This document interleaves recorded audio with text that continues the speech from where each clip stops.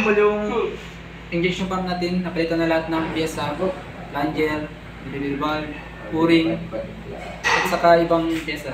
Kaya ngayon, i-install na natin yung mga fuel line. Let's go guys!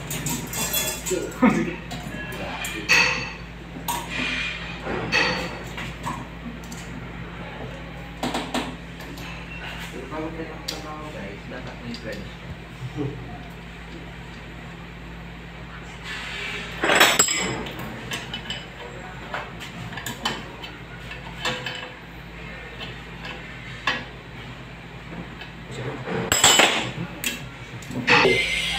I-install natin ng supply ng injection pump sa machine. Galing sa machine.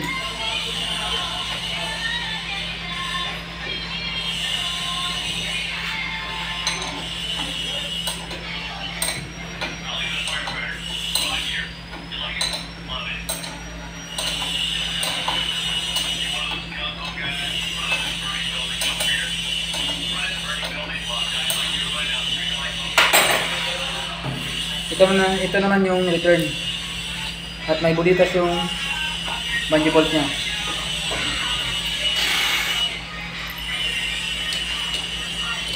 Dapat may washer tayo. Copper. Pwede mong leaking.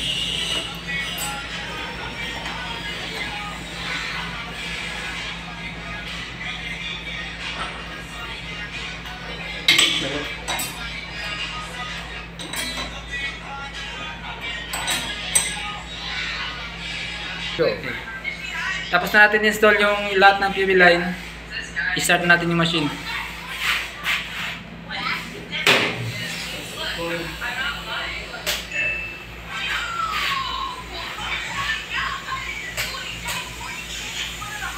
Go!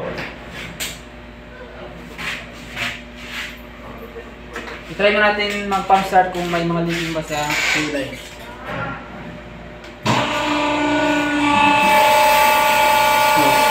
May leaking din sa PV line, dapat natin higpitan.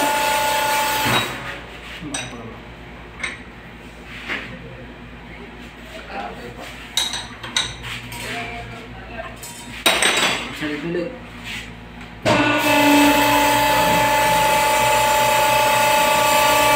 Okay, wala na leaking.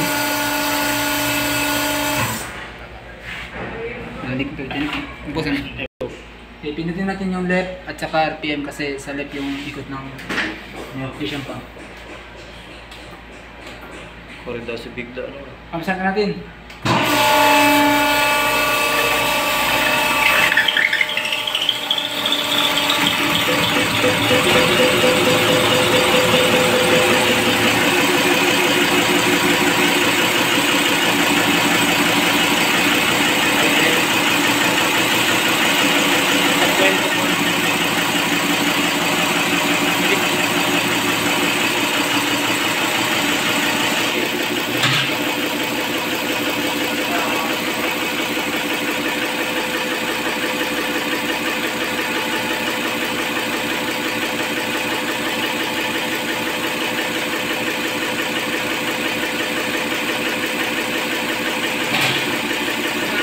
Okay, go. Ito yung tapo ng crudos galing sa ignition pump. Tama na yung isa, kasi yung apat hindi. Adjustin natin yan ngayon. Adjustin natin yung plunger para makuha ang tamang sukat ng tapo ng diesel.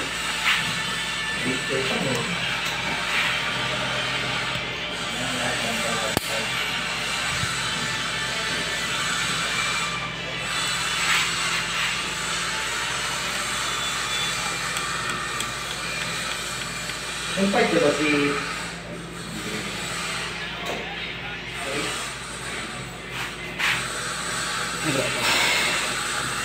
Yeah.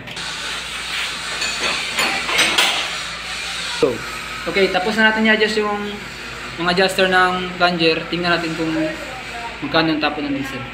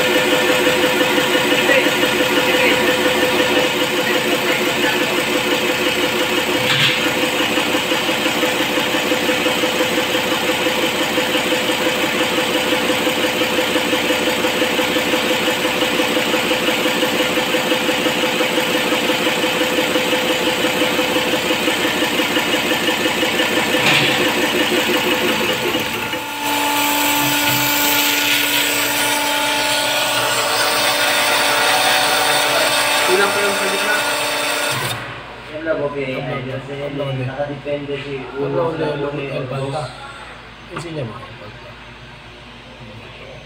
Adjustan pa din natin yung number 3. Kulang pa din yung bigay niya. Saka yung pangalawa. Okay na yung number 1, number 4 at saka number 5. Video na yung ganyan yung sound. Kada po video, kaso di pa, viewers. Tapos natin adjustan yung... Tingnan natin ulit kung balance na ba yung tapon ng diesel niya.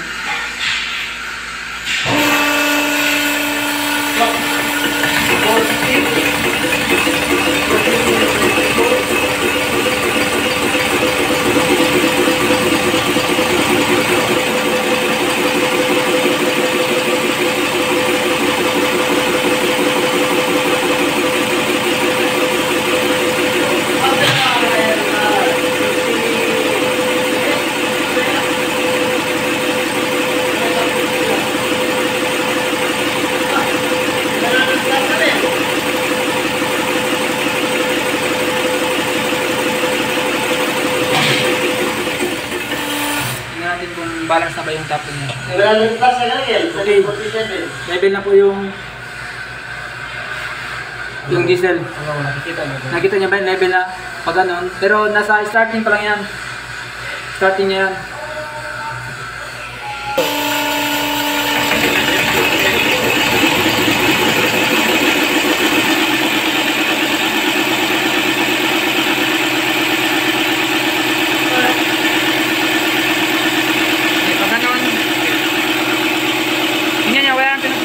Tapos pag walang nahulog na lumalabas, ibig sabihin hindi wild yung injection pump natin.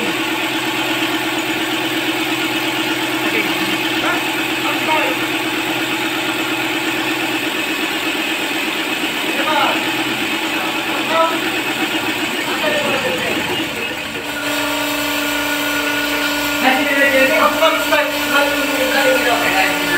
Oo, dali Mirael.